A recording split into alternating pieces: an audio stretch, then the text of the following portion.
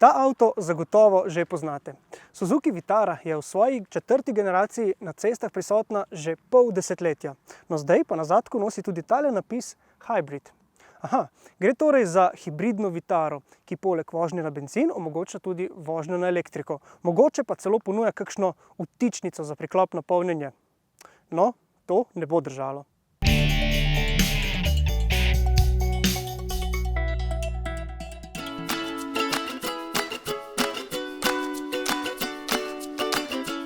Tudi Suzuki je vstopil v dobo vsesplošne hibridizacije svoje modelne palete v luči zasledovanja najnovejših standardov na področju udobja vožnje, porabe goriva in tudi emisij.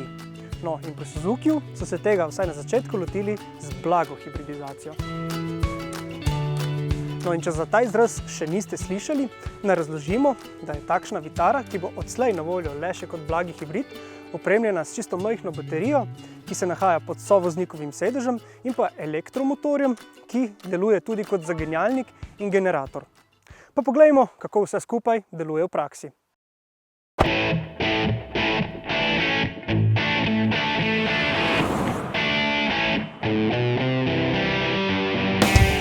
Boljši poznavalci avtomobilizma se najbrž še spominjate preteklih generacij Vitare. Šlo je v resnici za prave terence, takšne, ki so na zadnjih prtljažnih vratih še nosili veliko rezervno kolo. No, današnji trendi so narekovali, da se je Vitara malo bolj spremenila v takšen bolj vsakdanji mestni avto.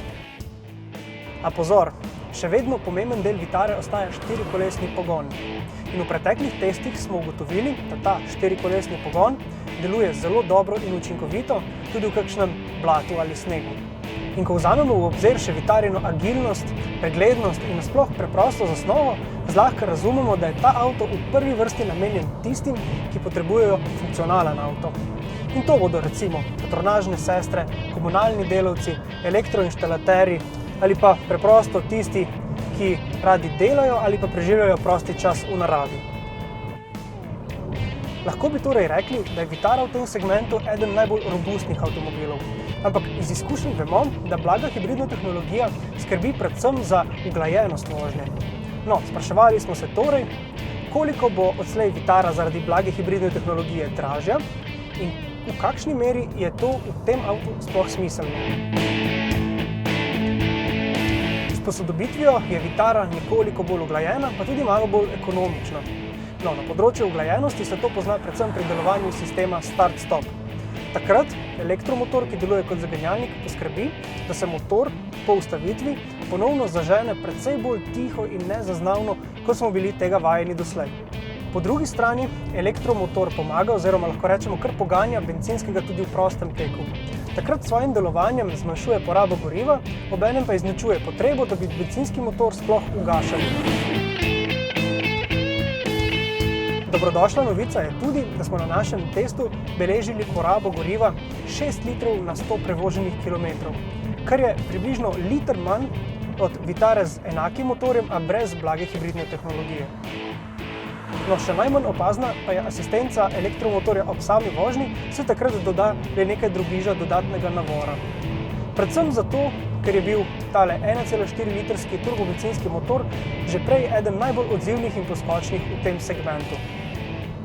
No, dodajmo, da bo zdaj ta 1,4 litrski motor postal edini v ponudbi Vitare, saj se litrski trivaljnik poslavlja. Da bi torej ocenili smiselnost blage hibridizacije Vitare, moramo pogledati še ceno.